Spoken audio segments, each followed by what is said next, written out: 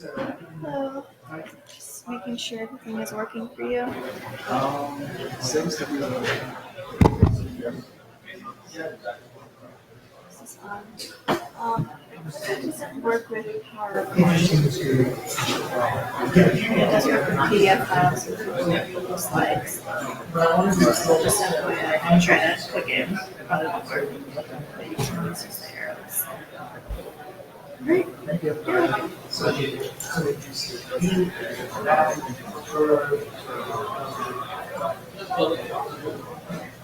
Are they giving a part? We're just gonna write it.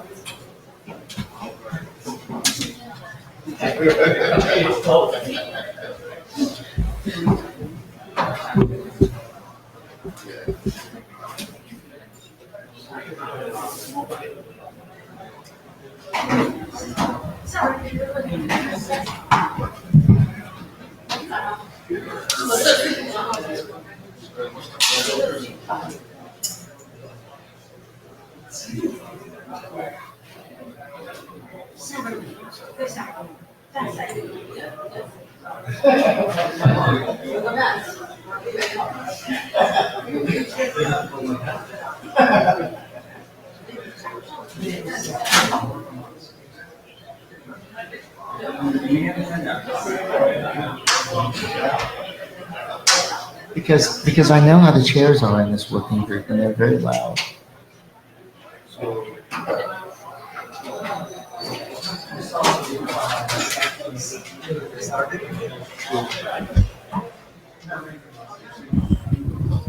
Let's see. Glasses, yes. Just 3 years ago, I could see everything. Now it's just all blurry.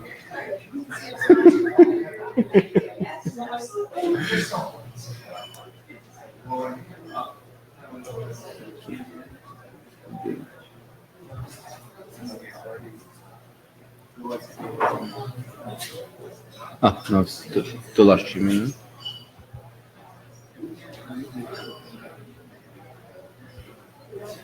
Yeah.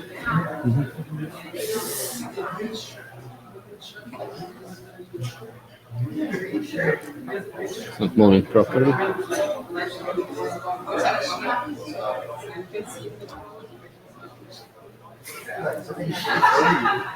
Huh? Yeah, it looks okay. Yeah, but Tony is not here. Who's the first presenter? Tony.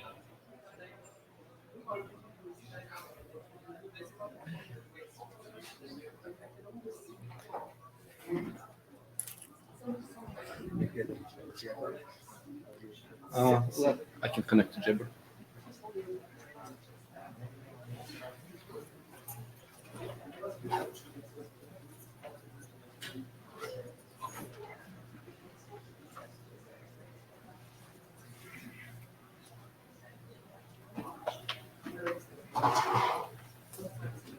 You can just start now.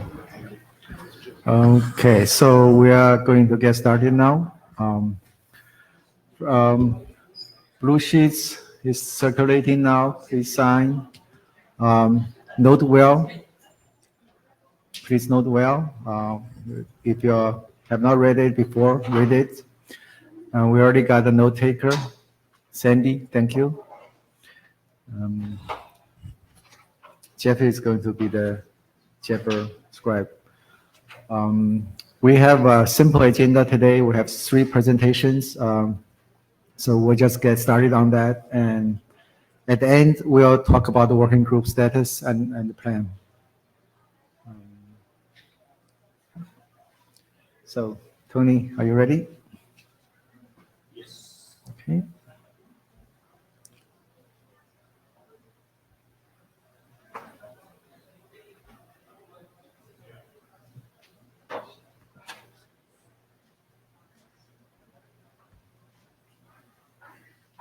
Press the pushy. Oh, you want to advance? It's almost simple. All right.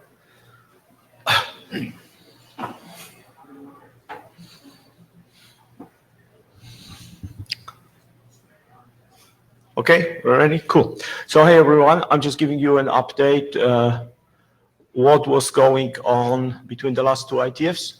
We are at version 6, and I think after this, the 7 will be coming after IETF, and it will be pretty much RIFT. So wow, can I read it myself? Oh yeah, I can. You probably can't. So we published 6 on the Git repo is the 7, and those are changes since the 5. And they mostly came from Bruno having implemented a bunch of things and discovered that a couple of things are still unclear. All right. So we had this V4, V6 thingy going on. So there was also discussion on the list that have been brought up by 3 or 4 different people, Alvaro originally as well. And we had to add 2 or 3 clarifications, and we had to omit something from the draft. Okay. So first, when Bruno was sending V4, V6, right, when he switched off an address family, he stopped sending it, but he was still processing the received frames. So it led to an asymmetric adjacency. So we had to add to the draft that, sorry, it was the other way around. When he switched off the AF, he stopped receiving it, but he was still sending it. So on my side, I had both AFs, and he on his side had only one AF support. So we had to add clarification. I thought it was obvious that a node that is not receiving frames in an address family, lies, hellos, must also not send them. Okay. Then we had discussion on the security envelope because we implemented the full security envelope and interrupted. So it wasn't clear that you can look behind the security envelope and use the fields before you validated the fingerprint that are enveloping them and protecting them. A subtle thing, we had to basically extend the spec by saying that you must not access any value until you validated the fingerprint. Okay. Then we had the nonce wrap up on the security envelope, where basically the nonce goes up, up, up, up, and you can wrap around generating a 0. And the value 0 also is an undefined nonce. So we did not see that that would drop adjacency, but just to be better safe than sorry, we added on that when the nonce is wrapping up and you hit the 0, you automatically has to jump to defined value 1. Okay. Then we had this interesting case where we're saying that unless you're in L3 in a 3-way state, you must send just zeros as nonces, undefined. Only when you're in 3-way state, you start to mirror each other's nonces. Now, the problem is that if you decide in a 3-way state to reset the adjacency, the original spec was saying that you basically start to send zeros, right? Because you must send zeros. And that's how the spec remains. The spec was correct. But it leads to the fact that the guy on the other side has to wait until he times out. Because you're sending him one-way or 2-way with all zeros, which he will ignore. Because the spec says that in 3-way, you must ignore 1-way and 2-way lies. Otherwise, you could build a very simple attack to reset the adjacencies. So as an optimization, we allow that you may send one one-way or two-way lie. With the nonces, you know, because you're coming down from three-way. So you're coming down for three-way and you really want to reset the adjacency on the other side fast. And the only way you manage that is if you show the guy correct nonces on the one-way or two-way. So you're allowed to do that once or twice. We basically say as an optimization, you may do that, which will allow you from a three-way to reset the remote guy, sending a one-way with the correct nonces once before you reset them to zero. Does it sound nitty-picky? Well, that is a full-fledged interop blind after two people implement it without talking to each other. All right, then we had something on the lifetimes. We softened up the lifetimes. All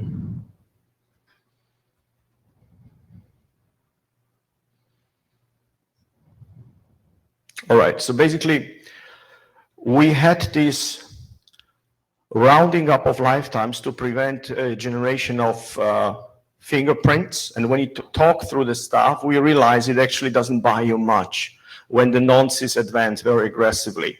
So we weaken it from a should to a may. Okay. Then what we did is we added a couple of optional things to the schema. So the first thing is, and there was demand from a customer actually looking how they would deploy that, was that we added into this when we're sending out the node ties with the description of the adjacencies, we added in whether the adjacency is protected by a key, outer key, which means the pairwise key. And the reason was that the customer wanted to look at the top of the fabric where they see the whole fabric, right? You have the topology, the full topology at the top of the fabric. And just like we have miscabling, they wanted to see whether the fabric is secure. Generally, I was very surprised. The security is actually generating astonishingly high interest rates. I thought it would be like one of these things we must do because we're like a modern protocol. But the discussion how to secure fabric, rollover keys, is actually evoking a lot of interest. By a lot, I mean 2 or 3 large customers really wanted to know what the model is. And there was a direct output. They basically want to look at the top of the fabric, understand whether they have all the links on the fabric protected, right? Trusted. The other feedback that was from, again, deployment and doing all kind of things already, like how would I hook up my controller and do all kind of funky stuff. On a prefix, we have optional, see them as flags because they're Boolean. One is telling you whether the prefix is a loopback, and the other whether it's directly attached to you, right? So that way you can say whether it shows up from some funky place by some funky means, injected by a controller or something. Simple stuff, optional, didn't even increment the schema. That's all? No, we had more stuff. All right, and there was a discussion on the router requirements. Sorry, there was one more I didn't put on the thing. Also an option element, but it escapes me. But then we had a discussion where we said a Rift router may support a V6, but must support V4. Oh yeah, and that was why the addition was necessary. And the objection, justifyingly so, was that V4, we all push hard to obsolete V4, right? So that way it will never go away. On the other hand, the V6 is nowhere close where people will be able, everyone will run the V6 pure fabric. Good amount of people do, but we're by far not there yet. So and the reasoning was the following, that if a fabric does not have any V4 addresses, which is highly desirable, the only thing you get are V6 addresses, ND coming up, right? Once you have the V6 and you exchange the V6 lies, because you can send V4 lies, so no V4 addresses, if you imply that you can V4 forward, which is absolutely possible, right? Because you have the gateway resolution. Well, you don't need the gateway, you have the MAC address, right? ND gives you the binding, the MAC binding to the gateway. So you can very fine forward V4. You get a V4 frame. Yes, you don't have a V4 gateway, but the only thing is a MAC address. So you just go to the V6 and you just get the MAC, stick the MAC and forward. Works like a charm. no tunneling, no special configuration. So works beautifully. But of course, you must assume that the guy is capable of forwarding V4, so you don't black hole. So once you remove this requirement, that goes away. So what we do on the lies now, on the hellos, you must indicate whether you support V4 forwarding. And that way I know whether you will black hole my V4 frame or not. The intention is, of course, not to support weird deployments where people will start to build fabric partially forwarding V4 and partially not, and computing partial SPFs. The spec will allow you to do that, but that's not a red hole, right? So that way we allow people to build V4 and reliably understand that the V4 forwarding will work, albeit they have no V4 addressing, right? While allowing easily to migrate to pure V6. So that's not as convenient for the customer, but I see how in NetConnet put out a spec saying it must support, a router running this must support V4.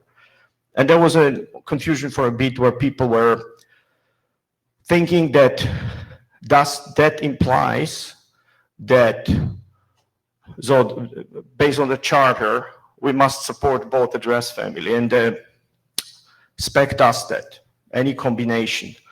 So the sentence was related to router requirements if you want to deploy such a protocol. So this sentence is gone, and we have a new information element indicating IPv4 forwarding. Sorry, this is tedious, but this is not really like grinding it to the point where people try to switch the stuff and say, how is that supposed to work? And we have two implementation really, stressing all kind of weird corner conditions on the protocol. All right, so we had a full implementation of security envelope on the open source on my side, and we had a full interop now finished. So that's results. So Bruno, I have Bruno's presentation, which is a lot of interesting things that we hit. But basically, the Python RIF has a full implementation of the single plane. We have that since a bit, and we'll be releasing the stuff, and already with the 07 draft implementation, which means I'll talk about what will come into 07s, all those changes plus some more. The security envelope interoperability is finished, so we have that done. We will be releasing the 011 Juniper, which is basically a full implementation, and we will be releasing in public, basically for public consumption, because when we release a binary package, we'll be releasing a much wider envelope that we're already giving actually to customers, which includes a Thrift API allowing a full configuration of the protocol during runtime, and the full operational state API as Thrift services, as well as real-time analytics API, where we're basically writing real-time the whole database and a lot of operational state of the protocol into a Redis database.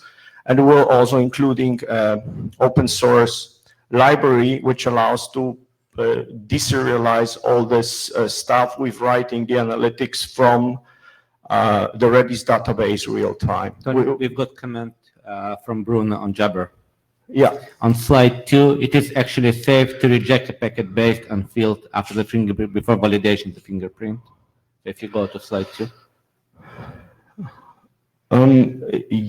Yes, but there is no need unless we would do what Bruno suggests and I reject it, which is protecting something like Rift Major, because I see absolutely no benefit, but then you would look before the fingerprint. Right now, there is nothing you can look before fingerprint that makes any sense.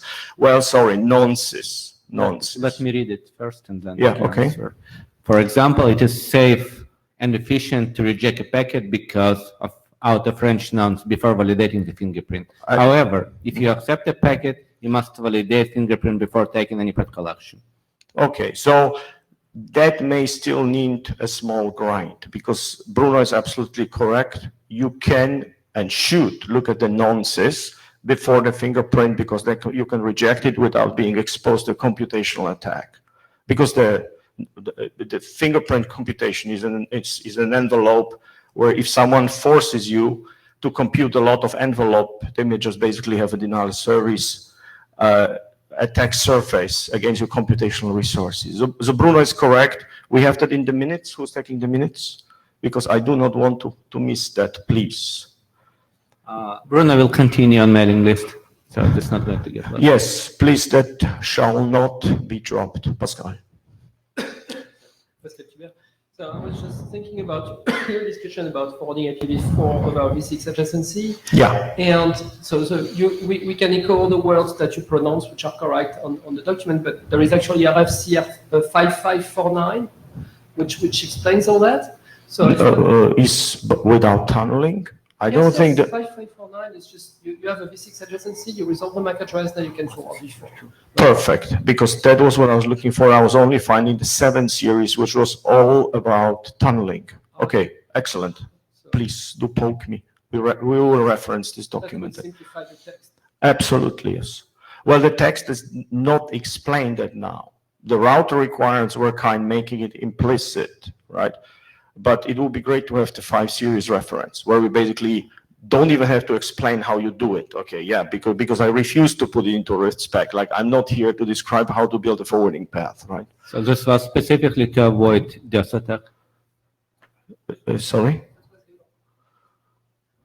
To the previous part, sorry, Yeah. I'm just reading. Yeah, okay. Hope people can follow that. Once implementing can do that for sure. All right, so back to that. So that will be out in probably 2-3 weeks. Stuff's all ready, but as usual, the wheels need grinding. Then we went through the early directorate reviews already and got, 3 hours worth of sitting around and cleaning the stuff up. So like I said, the router requirements for Rift discussion has been had, and we removed the router requirements will be going completely 0.7, and we added the indication whether v4 forwarding is supported. Lots of editorial, better wording. I sent the stuff out to the mailing list with the result. What we do, most accept that. That will go all into 0.7. And that's it from my side. So then Bruno, as usual, put me on the spot. He's having fun. I have to talk. Questions? Nope. All is safe. Lots of people already on the plane. All right. So this is the whole output of the interop stuff. Okay. All right. The usual location. Python, reference implementation, not associated with any vendor, no bribes accepted, almost there. All right, so since 104, Bruno implemented a very good chunk of it. So he implemented the positive disaggregation. He implemented and actually very well debugged the flood reduction. So he put a very nice document explaining how flood reduction works and the properties it achieves in Rift. Good reading generally if you're interested in flood reduction. And the whole security implementation went in, and we interrupt the stuff, and he put actually, so he had this security analysis, so he wrapped it up. He has the security review report in even more excruciating details with all the possible attacks, whatever we imagine. Actually, a very good comment came in that we'll probably add a sentence on the security section specifically for the host requirements, because now we're talking about protocol which can extend all the way the routing domain into the host, which is about the first time something like that is being done. And the discussion was around the fact that the host is, of course, much more likely, when we're talking data center server, is much more likely to be compromised. And what kind of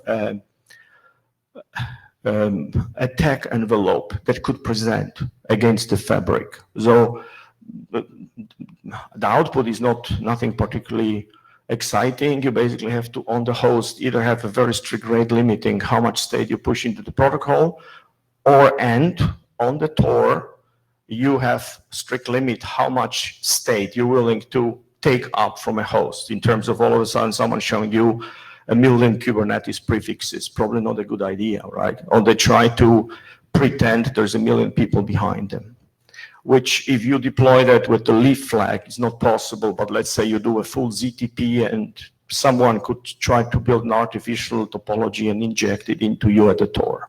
Okay. So what is still not in the Rift Python? Multiplane with negative disaggregation.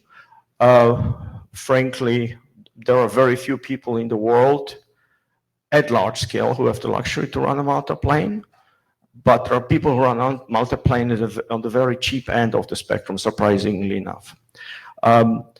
So negative disaggregation, east-west links are not implemented. A multi-neighbor state, which is the extension to the FSM we did when multiple people show up on the same Ethernet, right, which is a MISCAPE link. Key value, which is optional, policy guided, which is optional. Bruno cannot set the overload bit. Clock comparison, which is the specific extension for mobility on the fabric. If you want fast mobility on the fabric, which if you don't support is just fine, you advertise without clock. Fabric bandwidth balancing, which is the computation where you bandwidth balance node bound, which given that he's running on Linux, I do not think that Linux has any kind of support for next hops which are unequal. So they're ECMP but unequal weight, but I would have to double check. More test cases, so he's always adding test cases. And we do not look at the label binding segment routing at this point in time, simply no demand. BFD, because Linux doesn't have anything, so the best you can do is probably reflecting from the Tor. So the multicast is kind of open discussion. Pascal will probably talk about where they stand with the multicast, or maybe Jeffrey. And no plan to support in Rift Python the Yang data model. All right, so positive disaggregation. I don't want to explain necessarily again how positive disaggregation works, but basically when, so do I have, oh yeah, look at this. Okay, so when spine 1 loses a link to a leaf, that's the simplest case. Then basically spine 1, 2, and 1, 3 have to show the specifics of the leaf 1, 1, so this guy doesn't black hole it. So they all, except to the default route, they add the disaggregation of these leaf 1, 1 routes only, okay? Yeah, so that's basically the scenario. 1, 2, and 1, 3 show a mount specific, and all the traffic towards leaf 1, 1 is being offloaded of the spine 1, 1, which would black hole it. And that, as we know, that is non-transitive. So if you have a level above that needs to disaggregate, the disaggregation does not flow south. It's unnecessary. So multiple levels and multiple parts of the fabric may disaggregate at the same time if you have multiple failures until you're guaranteed not to black hole and not to this is the other problem, to bow tie through the fabric, because these guys could go like this, up, like this, and come down, which in fact can happen if those guys are in process of disaggregation. So this guy may black hole depending how much connectivity he has, or he may pound it up and end up bow tying through the fabric, which is also a highly undesirable condition when people are running those fabrics from experience, because of course it completely breaks any of your blocking probabilities that you laid out the fabric for. All right.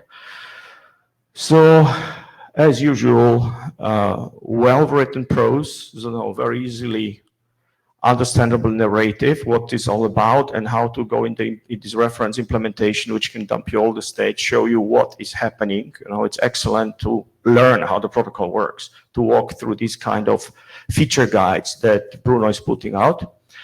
It's always enabled, and we know the algorithm is you detect the black hole, you trigger the disaggregation as much as you need to prevent black holes. You advertise the southbound, so the disaggregation always goes south, just as negative. You never disaggregate at the top of the fabric, and you install the more specific in the table. All right. So here we go. He looks at what are the southbound adjacencies, and based on all the reflection that you get from other people, you know what you're not having compared to the people at the same level. So people at the same level, these are north adjacency, this is south adjacency. You realize, okay, I'm missing the adjacency here, right? And then Bruno has all kind of nice, like interface states where he can tell you, look, there's people who are forcing me to be partially connected on this interface because this is all running actually not in containers, it's running on namespaces. And then you trigger, positive disaggregate, which is this. Then the stuff gets flooded. So this is, you see the link state database, right? Which direction do we flood? Who is the originator? What is the type? Is a positive disaggregated prefix because the TIE are all annotated. And you see what's inside it, which metric. And this will be the SPF that you run on it. So those are results of the SPF as far as I remember. And it shows you that it also is picking up beside the defaults that go through 3 gateways. You're picking a disaggregator that goes through 2 gateways at a different cost. And you have, those are the interfaces again. And this is the routing table. So that's the RIP, all type broken and so on. You see who installed the stuff. And again, what are the routes? And you only see the gateways. Flood reduction. So why flood reduction is because obviously when you flood in this scenario, every level that floods up, you get an enormous amount of copies coming from the bottom, which is all exactly the same information.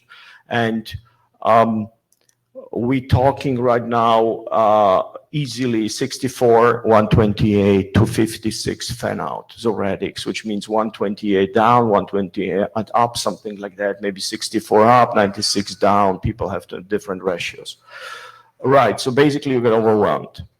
Right, you get both overwhelmed in terms of how much you have to replicate, and you also get overwhelmed with simply when the incast that you're seeing, no matter how fast you flood. All right, so basically what we would like is somehow to limit number of copies that we're getting to some kind of a safe number, right? That will not partition when we lose some links, right? Give us a margin of safety, but on the other hand, not burden us with excessive amount. So what Rift constructs is basically, okay, so this is an example of what happens when the red and the green guy starts to flood. When everything is fully connected, the red node would generate 4 copies. The 4 copies will hit super 1. This leaf will do the same thing, red and green topology, which basically leads to 4 identical copies going through the fabric. And again, with 4 doesn't seem excessive. 64 is nothing special, right? As a radix here, or even 16, 32, these things add up very quickly.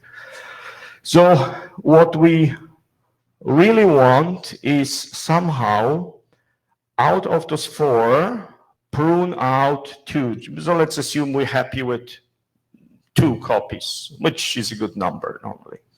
So instead of, so of course we have to flood to all those 4 guys because each of them needs the information of the red node. So there's nothing to reduce here.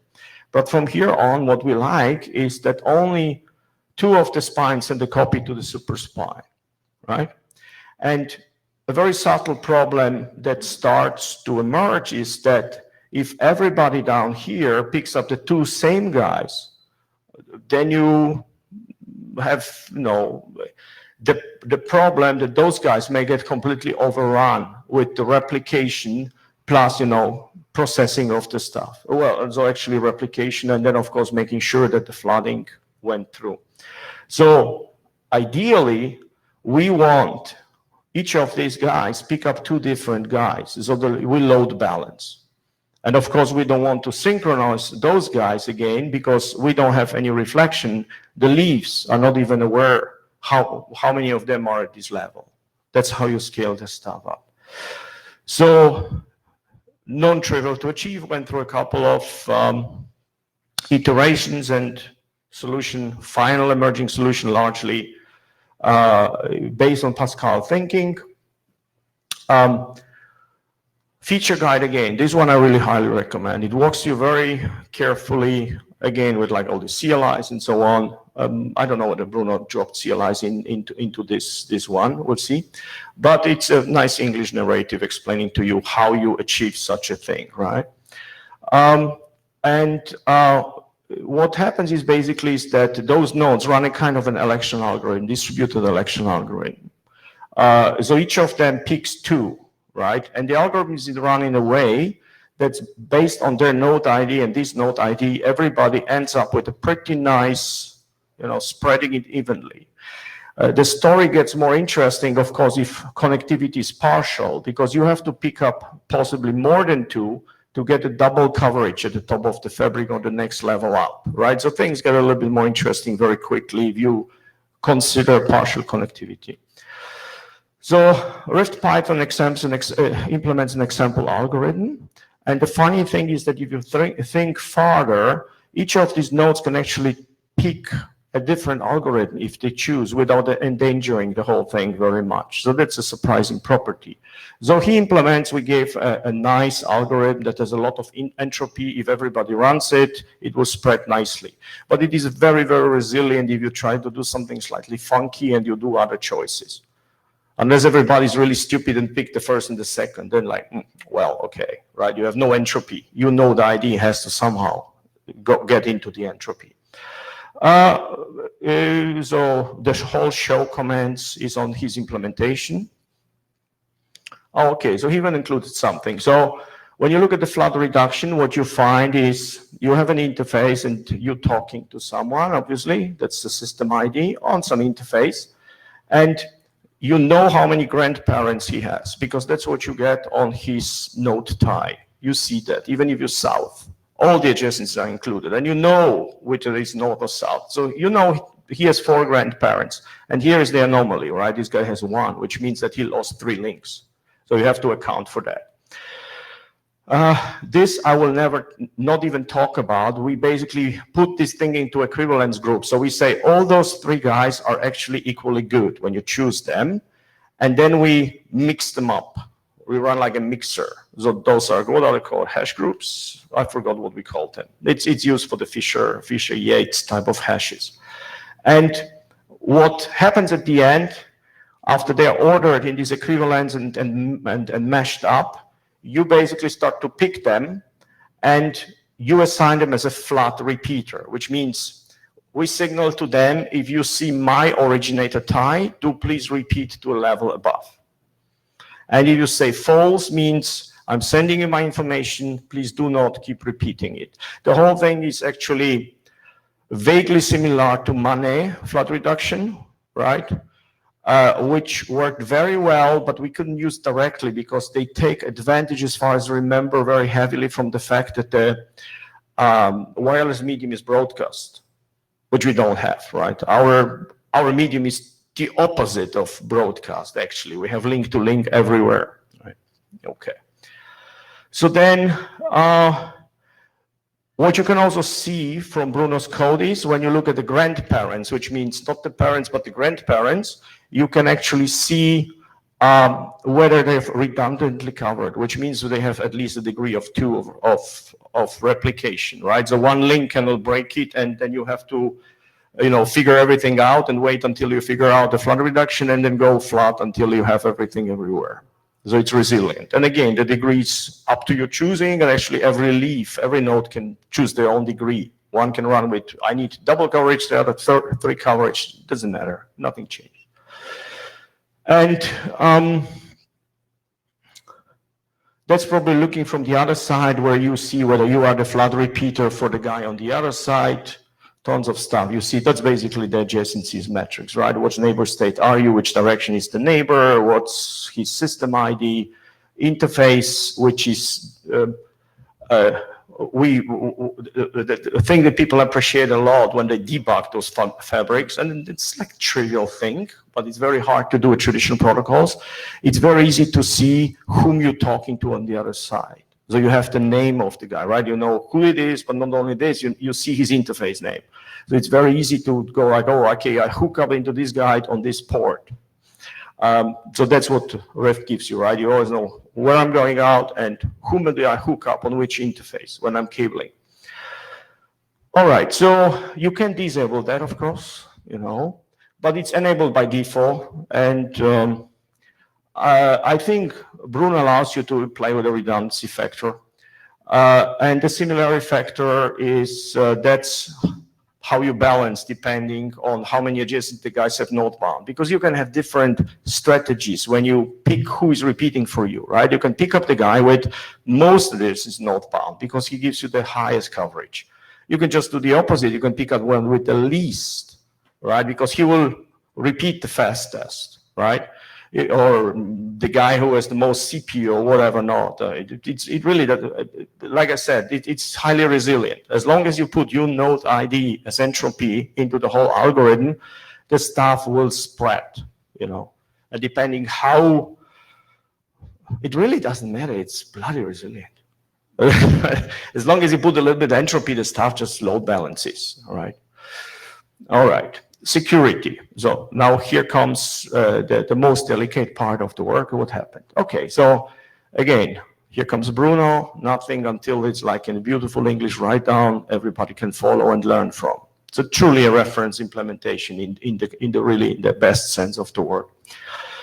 So we have the outer keys per interface, right? We protect, I'm not showing in the law, where we protect twice. So we do origin protection, which means when I'm originating information, I am putting my key signature around that, which means the content cannot be changed.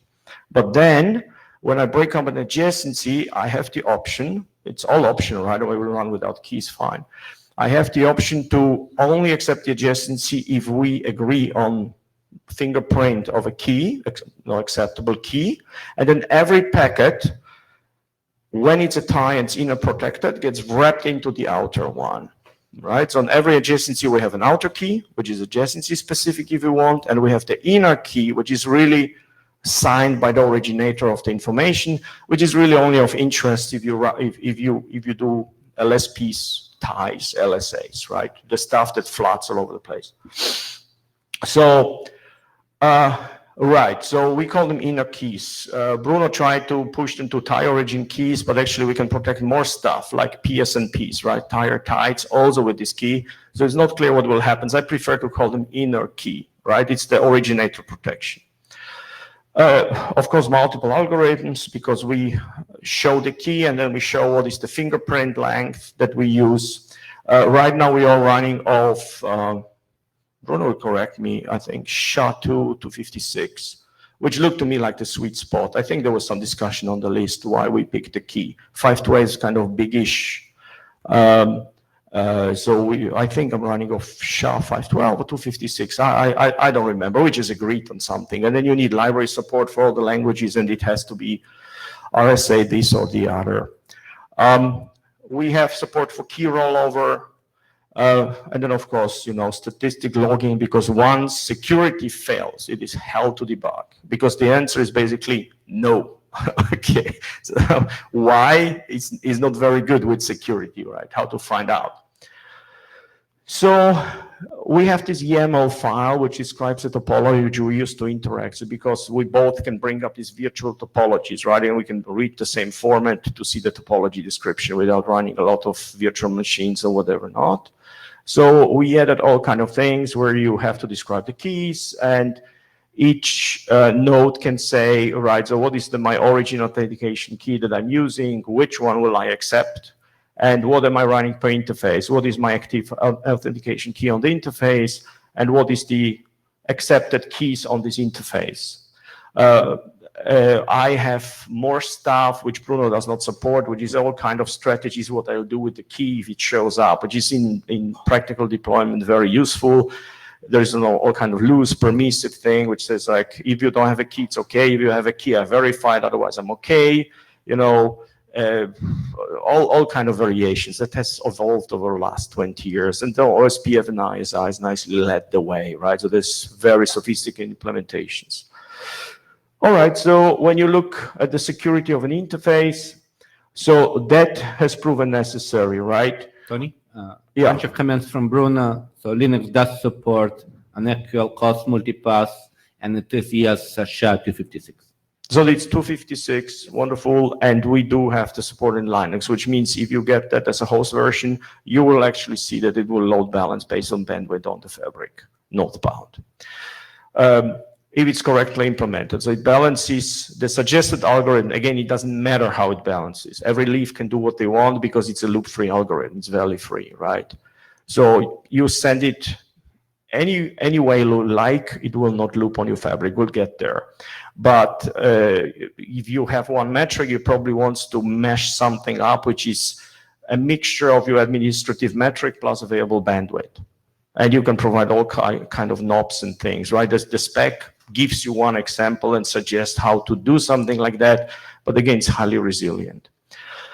So to debug the security, you have a lot of things which are mostly saying 0. And those are the reasons why you wouldn't not process the packet further, right? So there is, the envelope may be missing. You don't accept the key ID. The fingerprint is incorrect, but there's lots of other stuff. All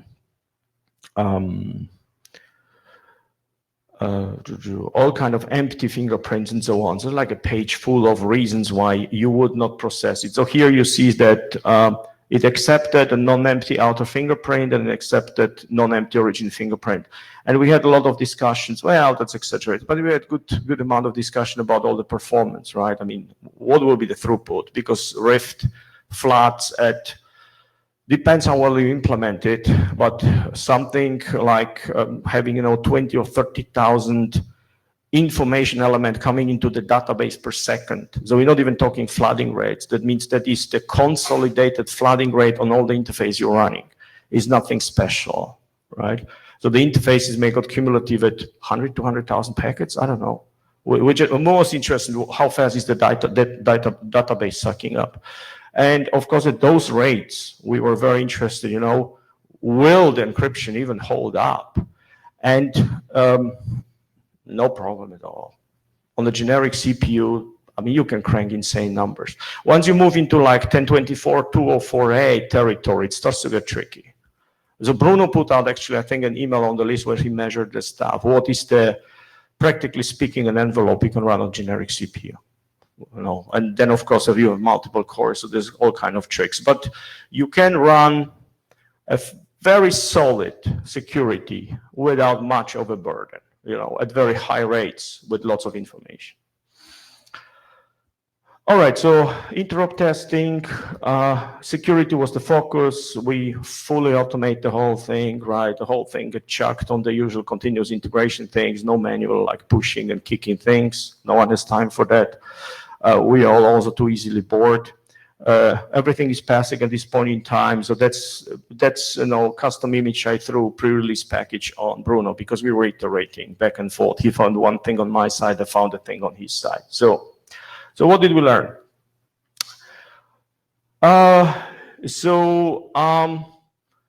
The fingerprints per set is the envelope parsing and so on was not a problem at all. So like accepting the key and parsing the key and going after fingerprint that basically just flipped on. Nonce reflection. So here, Bruno didn't believe me when I relaxed the nonces, right? And I was very specific that you have to be fairly leisurely how you push the nonces up and how you what kind of nonces you accept, how much leeway do you give on the nonces. So so first, of course, it's very different from most PFISIs. And by the way, the Rift security has been learned directly from DoD. So it's based on work I did for DoD where I've shown up with they wanted the most secure IGP possible. And when I've shown up, they gave me a solid hiding.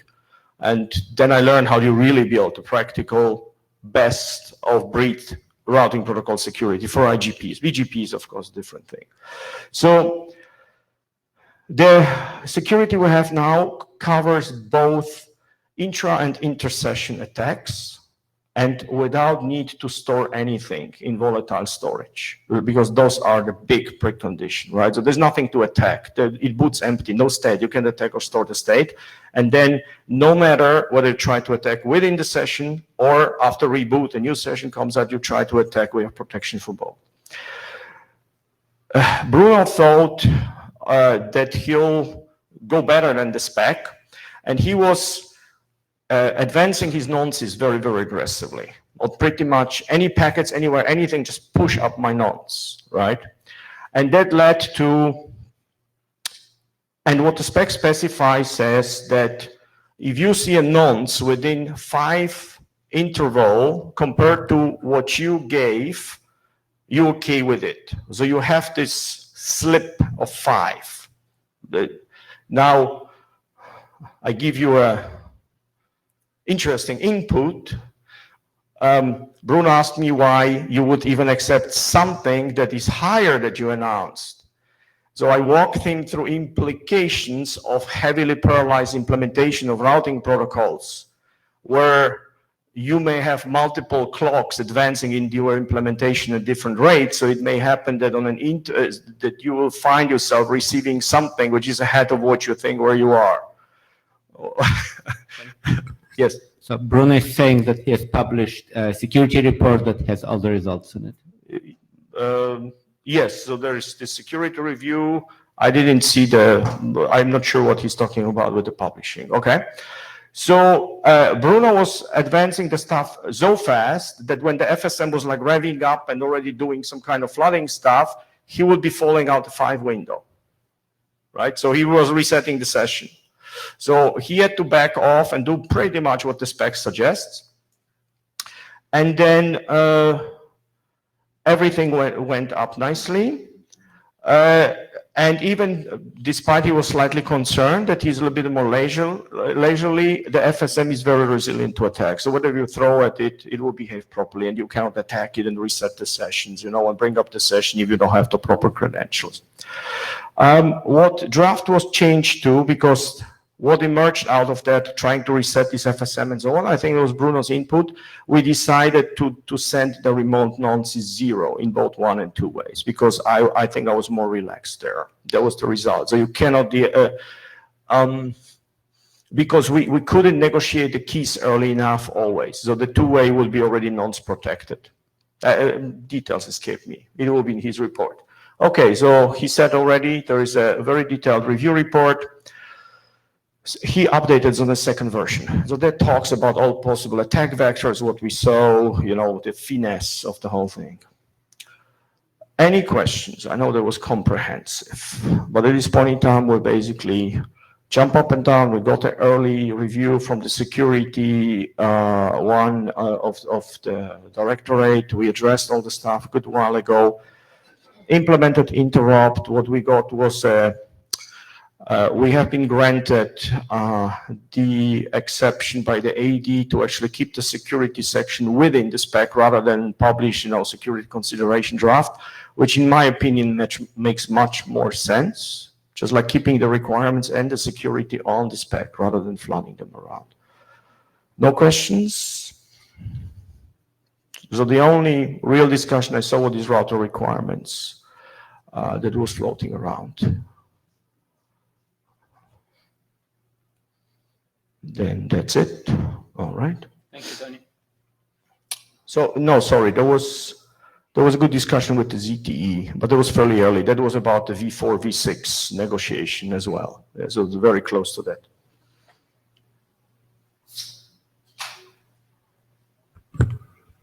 Okay, so we had update on the protocol and on the implementation, and next on the agenda is the RIFT applicability statement draft. Good afternoon. I'm Sunny Zhang from ZTE. This presentation is for RIFT applicability. We have many co-authors for this draft.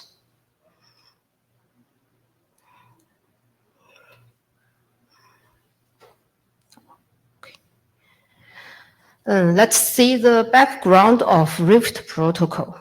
We know that the class and fat tree topology have gained predominance in today's networking. And from the many deployment experiences, we got some key points for it. The first one is extensive configuration, because we know that there's many devices in the DC fabrics. So the configuration burden is very great for the network administrator. So it's a key problem need to be solved. And the second point is that the leaf node has the same database with the other node in the network because of the IGP key feature. We know that we always use all OSPF or ECs in the DC fabrics, but every node in the network will maintain the same database. So the leaf node will have the same database with the other nodes. It brings great burden to the leaf nodes. Of course, we know that maybe the leaf nodes is only a host, so he can't burden so many routes and the database. And the three key point is the flooding duplication, because we know that it's a very special connection in the DC fabrics. So as Tony just said, in this network, if we use traditional IGP flooding function, the duplication cannot be avoided. So the bandwidth will be wasted, and the normal flooding of the database will be impacted. Let's see this picture. We know that Rift can be used in the DC fabrics or metro fabrics, and building cabling or internal router switching fabrics or cloud CO. All these networks have the same or the like topology, like fat tree. So how Rift can be used in these networks? We know that Rift is a new dynamic routing protocol for the cross and fat tree topologies. Because the key feature of Rift is it uses different advertisement for different directions. It's more like a link state protocol where pointing north, and it's more like a path vector protocol where pointing south. And the Rift protocol is fully automated construction based on detection of link. So it can support ZTP. ZTP means zero touch provision. So it can greatly reduce the burden of the network administrator. You can just plug the device in the network and it will work. And the Rift protocol can also minimize the amount of routing state held at each level, such as in the leaf node, the leaf node has only the default route in the normal situation. If some links has broken, the key feature of the Rift is positive disaggregation will solve this problem. So there's only default route or some small amount of specific route will be held in the leaf node. And also Rift can automatically province and load balances topology, flooding exchanges over a sufficient subset of links, as Tom just said.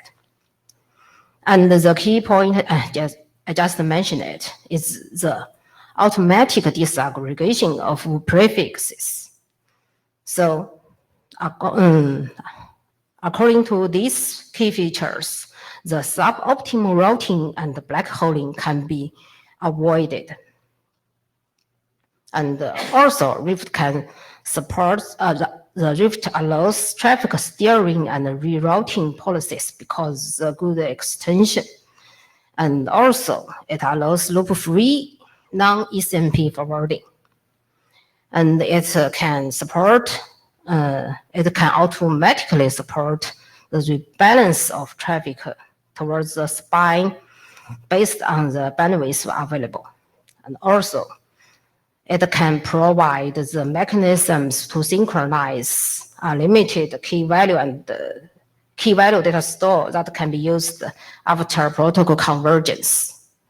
So from it, we know that there's many advantages in Rift routing protocol.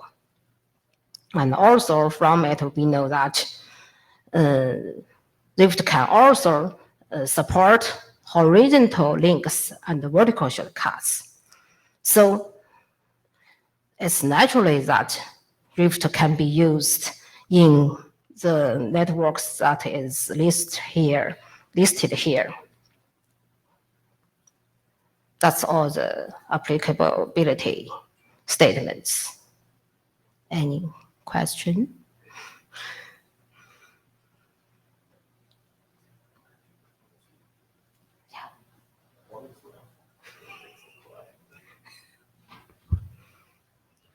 Okay, thank you.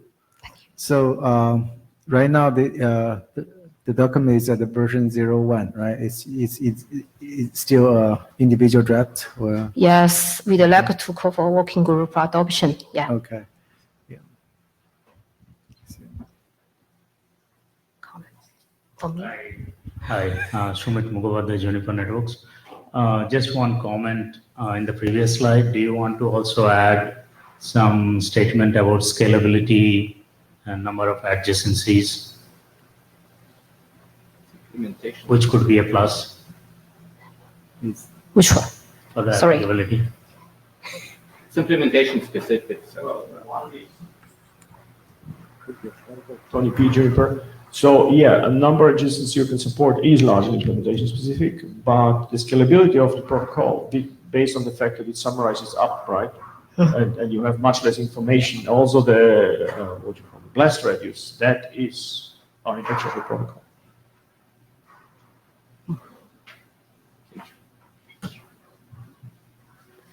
Great, I'll go. Yes. I've already thought about anything.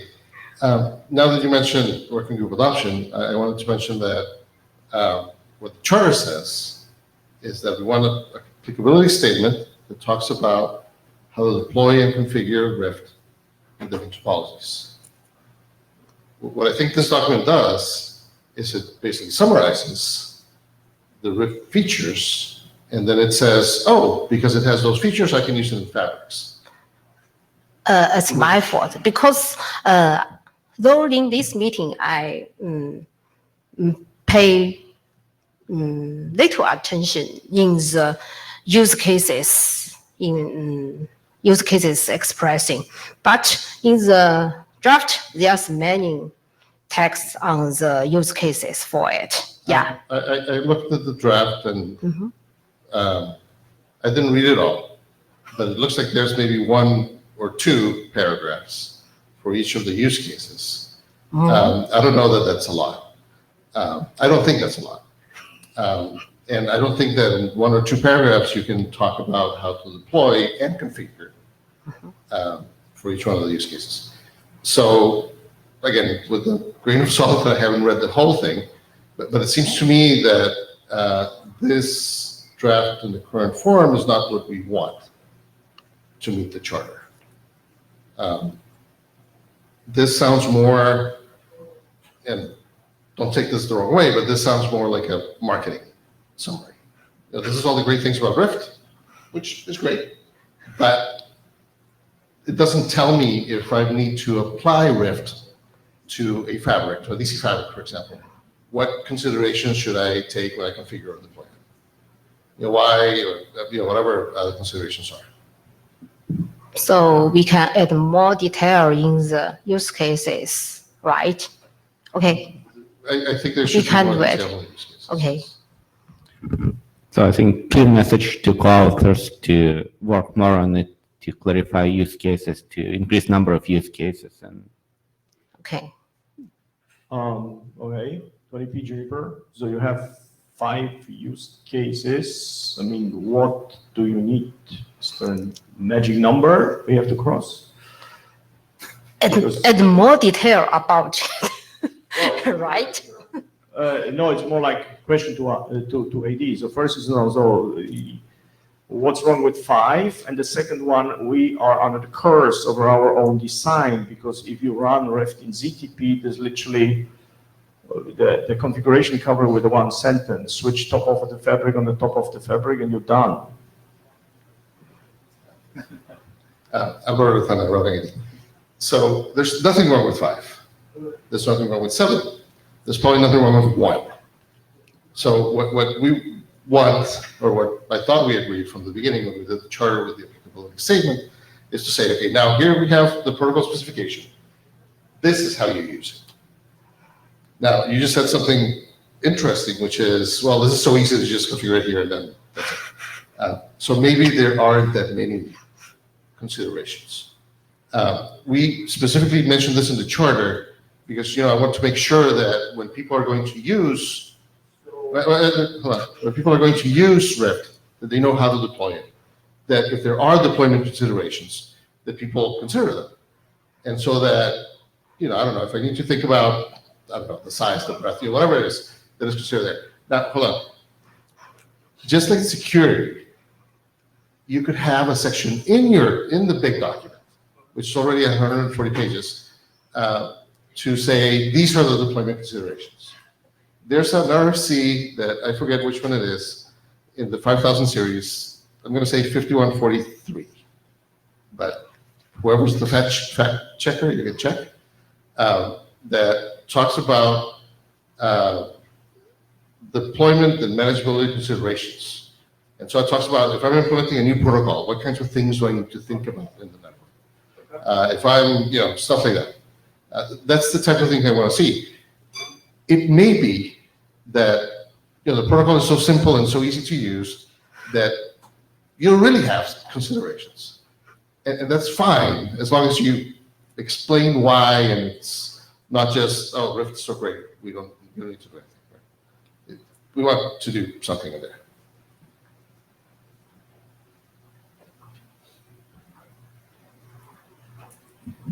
Tony, so yes, I remember an RFC like that. So thanks for this reference. Yes, required reading. Where we had deployment consideration was basically miskabling, right? That's where the stuff pops up.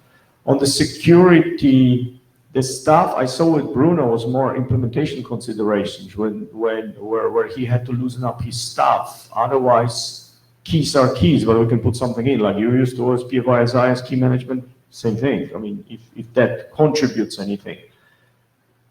And we had the configuration, which is just embarrassingly, little stuff to say really about. And I throw one thing where I saw deployment considerations really as if you really want your loopbacks, right? So I had something about the loopbacks and what are the gotchas and loopbacks if you lose parts of the fabric. Right, so don't tell me, put it in the document. And just for the record, or 6 minutes, it's RFC 5706. Thank you.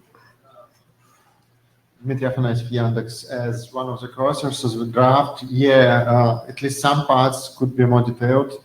It's sort of on me because, analysis was done later, so it's not in this draft, but of particular in DC fabrics, if you want to do the homing hosts and keep amount of routing states small, there is an RFC how to do routing in DC using BGP, but it becomes really, really difficult to both minimize state and do the homing, for example, because it essentially requires doing conditional disaggregation based on non-local information.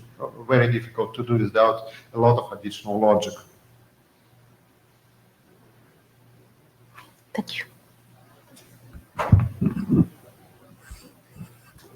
Okay, so looks like we need to have at least one more revision before we can go to be ready for the one group adoption. Okay, thank you. Thanks, our AD. So those are the, okay, 20. All right, so here's a question, AD bound.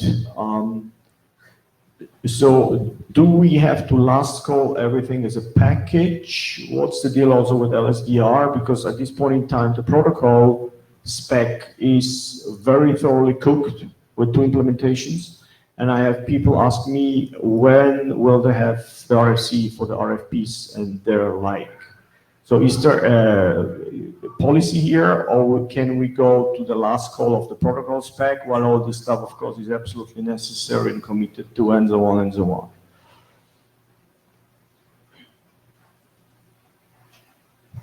Alberto Rovingli. So you said, what's up with LGR? That's a different working group. Two, do we have last call everything? I think when we did the milestones,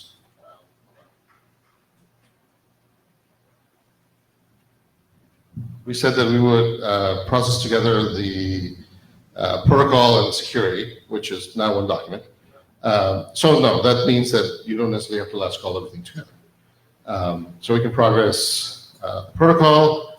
Now again, if, for example, in the case with this applicability statement, which we put later in the milestones, if this is going to be folded into the actual protocol spec because it's so simple, then it's the whole thing.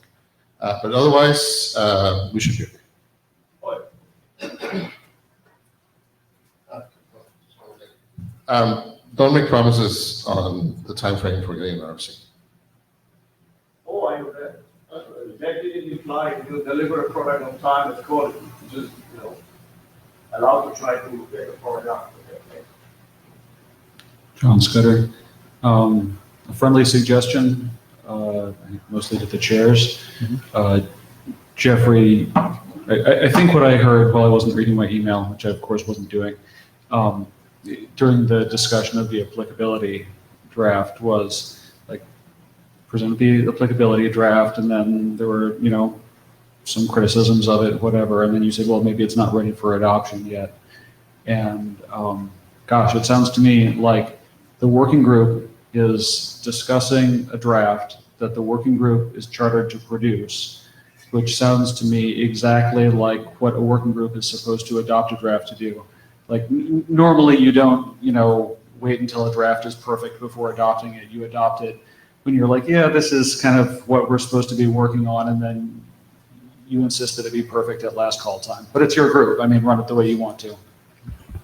So I think the intention was just to address Alvar's comments, respin another revision, and then go, not to delay it for another 6 months.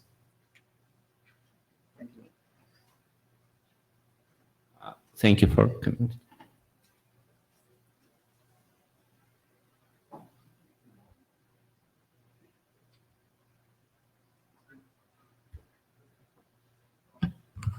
Okay, so we've heard there's updates on the base protocol, the implementation, and this applicability statement. Let's look at the working group status. I have some discussion on it. Let me see.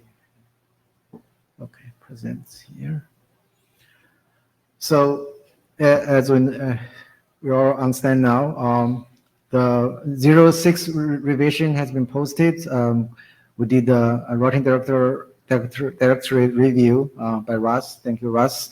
And the authors and Russ had extensive discussions in the last 2 days, and they already agreed on the changes that need to happen.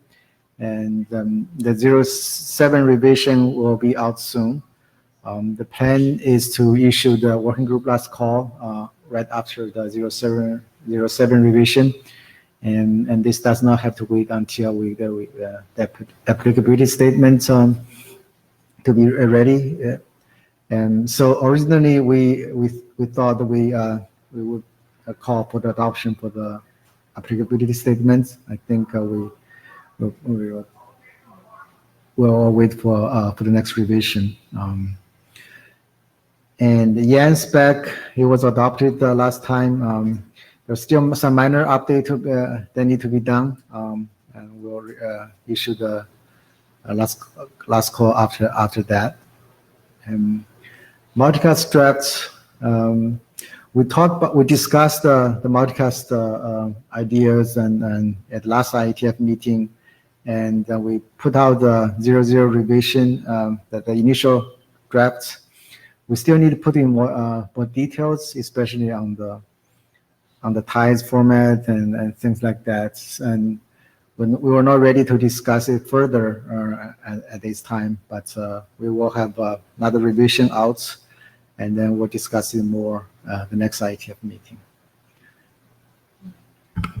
After update of Young draft, we will request Young doctor's review as well before working with Pascal.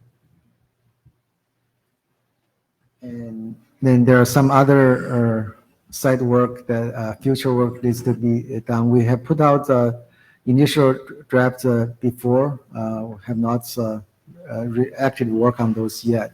So we'll continue on that after the main items are taken care of, or when people have more bandwidth. That includes the PGPs, segment routing, and multicast stuff. Any thoughts, comments, any new ideas? I know that Pascal has some ideas on what kind of other work items can be done. We can talk about that either anytime. So we'll follow up on that.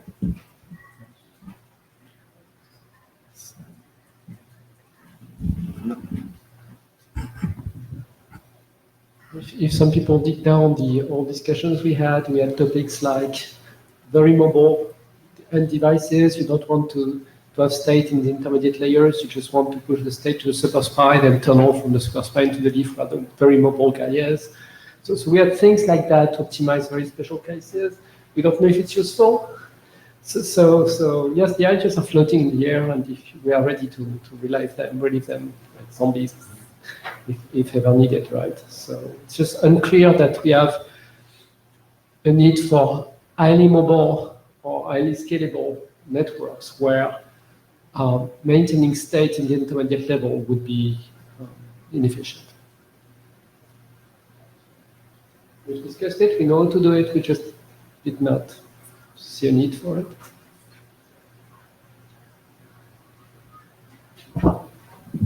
Tony again, yeah, so all these things are kind of on back burner because from my side,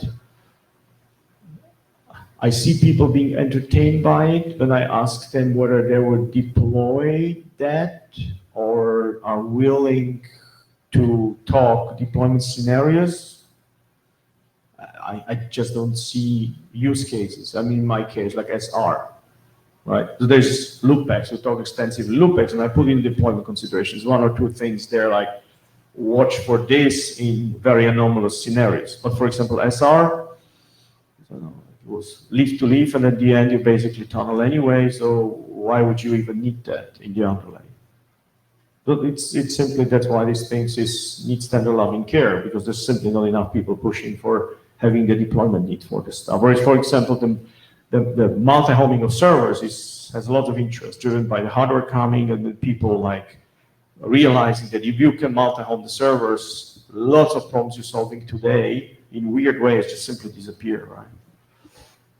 Yeah, I understand. There are things that we talked about before and started to work some work before. We have not really focused on them, and we may decide then they're not worth working on. So just some things on the list, we can decide what to do with them later. And so ideally we should keep these documents alive if later on the need arises. There's some fundamental work how to make certain routing work and use some other things. So yeah.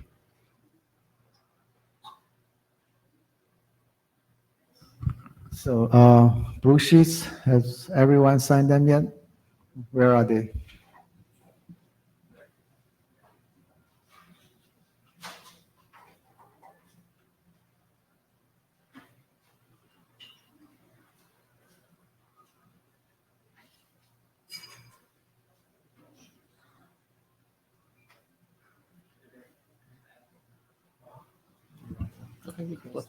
Yep. Thank you, everyone, and we'll see you in Singapore. Thanks. Thank you. Unacceptable.